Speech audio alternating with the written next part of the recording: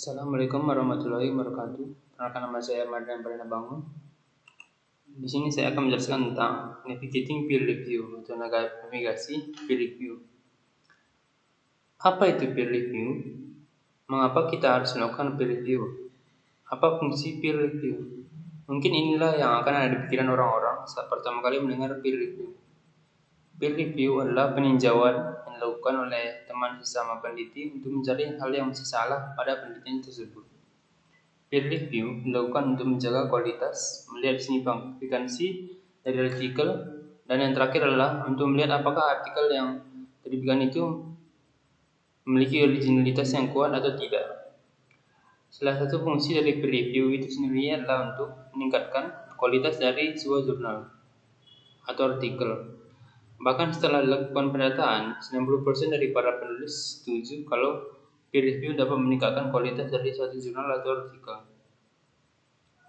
Dengan melakukan peninjauan, kita dapat melihat kembali apakah masih ada terdapat kata-kata yang ambigu, kata-kata yang tidak efisien, serta kata-kata yang typo atau mengalami kesalahan pengetikan. Dengan peninjauan ini, kita juga dapat mengetahui apakah jurnal kita sudah memiliki originalitas sendiri atau masih terdapat plagiarisme pada jurnal tersebut.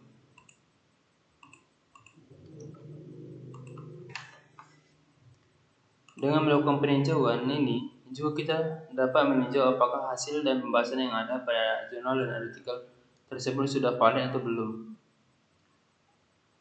Nah, sudah tahu kan apa itu peer review? Sekarang mari kita bahas bagaimana cara untuk melakukan peer review.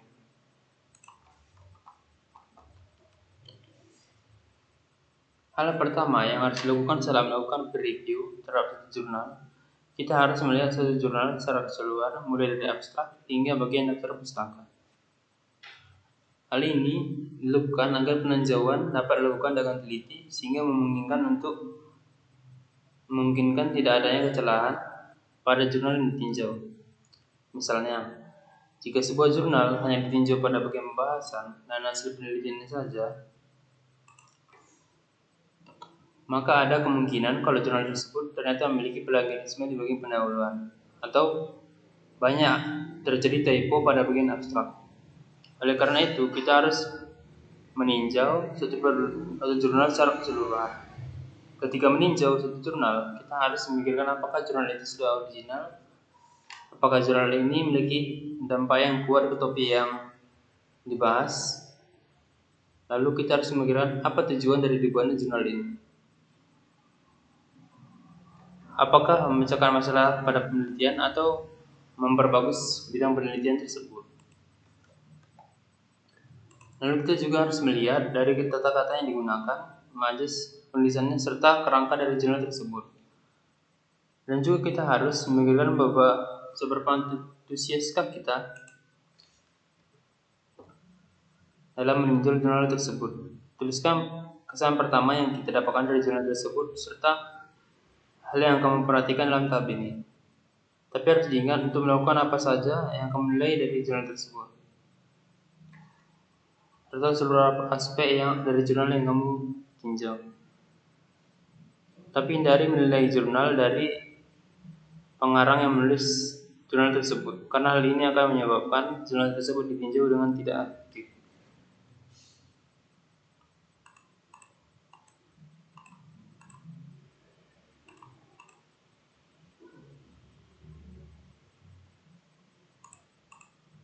Lalu selanjutnya masuk ke bagian abstrak.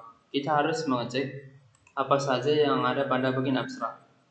Apakah sudah pas dengan isi abstrak yang seharusnya, atau masih ada beberapa hal yang tidak lengkap? Apakah abstrak tersebut sudah membahas ringkasan dari jurnal tersebut? Apakah sudah memiliki metode penelitian di dalamnya? Apakah sudah tertera tujuan penelitian? Lalu apakah sudah ada kata kunci pada abstrak tersebut? Dan yang terakhir, apakah abstrak tersebut sudah relevan dengan hal yang akan dibahas?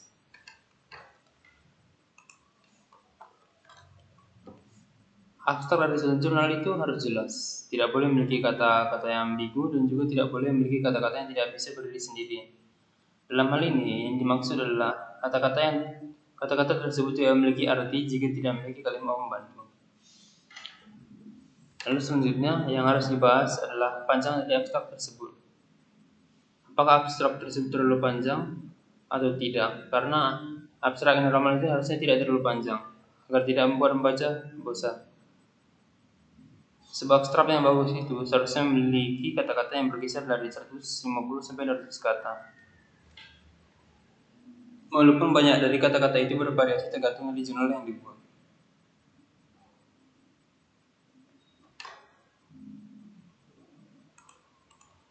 Setelah membahas bagian abstrak, sekarang saatnya memulai ke bagian utama. Pertama, kita harus meninjau pendahuluan dari jurnal tersebut. Dalam pendahuluan, sang penulis harus menjelaskan apa alasan yang ada di balik penelitian tersebut.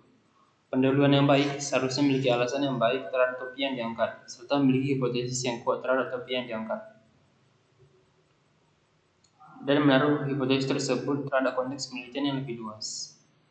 Pendahuluan biasanya memiliki sebuah aspek jurnal tersebut di dalamnya. Seringkali penulis merasa sulit untuk membuat pendahuluan secara jelas, dan terkadang berakhir dengan terlalu banyak menaruh konteks sejarah pada bagian pendahuluannya. Atau malah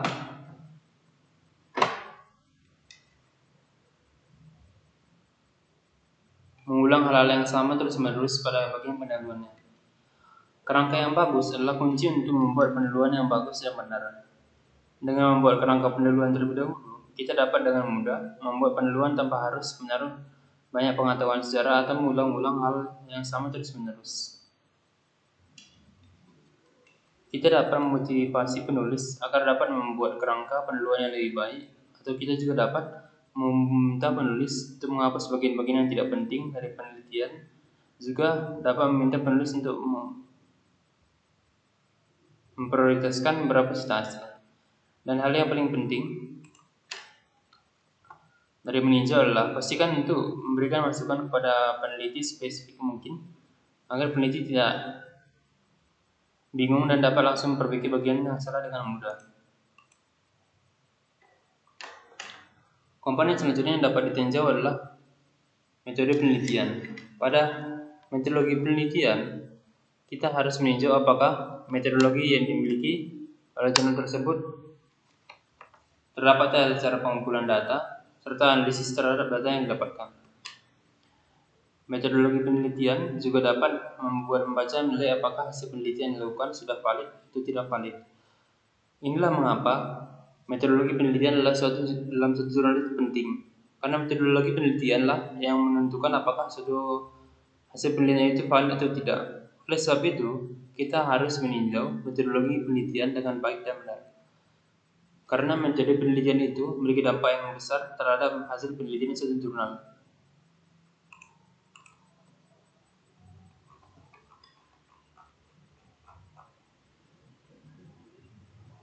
Salah satu hal penting dari metodologi penelitian adalah sebuah metodologi penelitian itu harus memiliki informasi yang cukup tentang penelitian yang dilakukan, agar peneliti lain dapat melakukan penelitian itu lagi.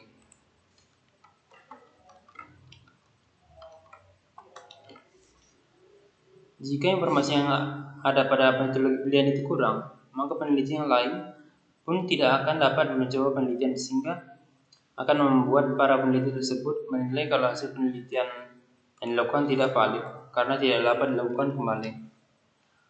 Nah, sebagai peninjau, kita harus melihat apakah metodologi penelitian dimiliki lengkap atau tidak.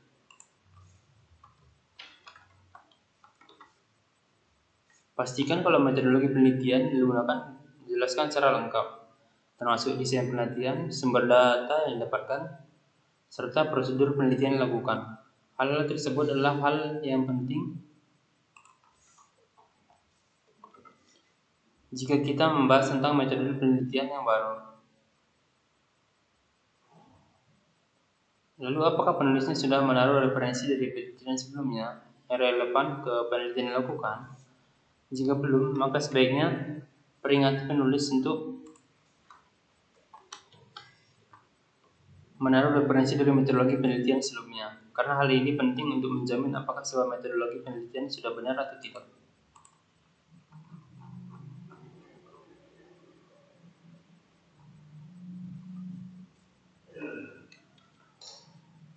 Selain hal di atas, masih ada beberapa hal yang penting yang relevan dengan metodologi penelitian suatu jurnal. Misalnya, apakah besar sampel yang digunakan untuk penelitian sudah cukup besar? Atau apakah pengambilan data untuk penelitian sudah dipilih berdasarkan prioritas yang benar? Sang penulis harus membahas faktor-faktor dan variabel yang berhubungan dengan metodologi penelitian. Karena itu mungkin dapat menentukan hasil dari penelitian dan apakah penulis dari penelitian tersebut sudah menjelaskan pengambilan data yang sudah sesuai dengan berat yang diterima atau tidak. Jika belum, seharusnya kita bisa menjelaskan kepada penulis untuk menjelaskan apakah data yang diambil sudah sesuai dengan praktik yang dapat diterima, karena hal tersebut berpengaruh terhadap hasil penelitian. Dan terakhir, bila kita merasa kalau metodologi penelitian memerlukan bukti tambahan untuk mendukung metodologi penelitian, maka kita harus menjelaskan dengan spesifik apa saja yang harus ditambahkan agar metodologi penelitian tersebut jelas.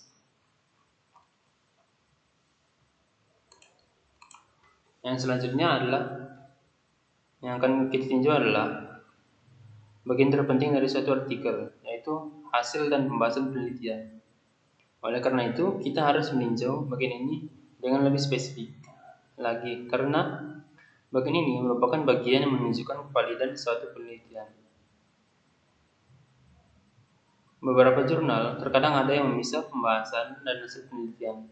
Jadi mari kita bahas pembahasan dan hasil penelitian secara terpisah juga. Pertama-tama, mari kita tinjau bagian hasil penelitian. Tujuan dari bagian hasil penelitian adalah melaporkan hasil dari penelitian yang dilakukan tanpa adanya opini pribadi dalam hasil tersebut. Sang penulis haruslah hanya menuliskan ringkasan dari hasil penelitian yang didapatkan. Ketika meninjau suatu hasil penelitian, kita harus melihat beberapa hal misalnya, apakah hasil yang diberikan sudah sesuai dengan hipotesa pada bagian pendahuluan? Apakah data yang diberikan sudah relevan dengan data yang ada pada bagian penelitian? Atau apakah hasil data yang ada pada bagian hasil sudah menyelesaikan masalah yang diberikan pada awal jurnal? Kita juga bisa memberikan saran terhadap cara penulis menampilkan data dari jurnal tersebut.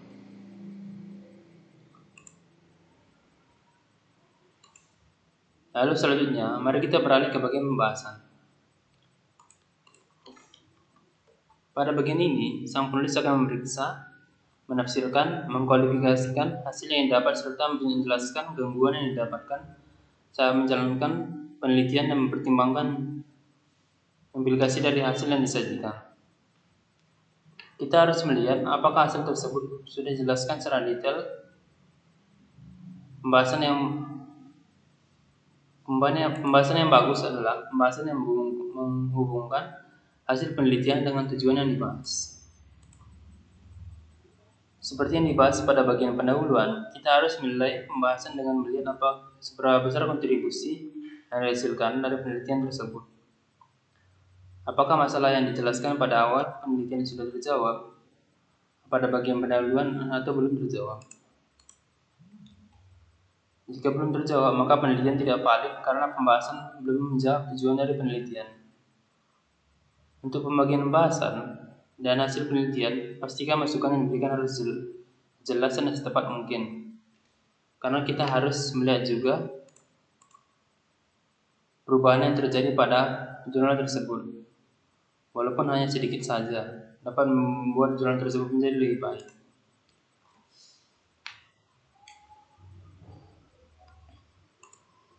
Dan untuk masukan pada bagian pembahasan dan hasil penelitian ini, pastikan masukan yang kita berikan memiliki bukti dari kesalahan yang dibuat oleh penulis.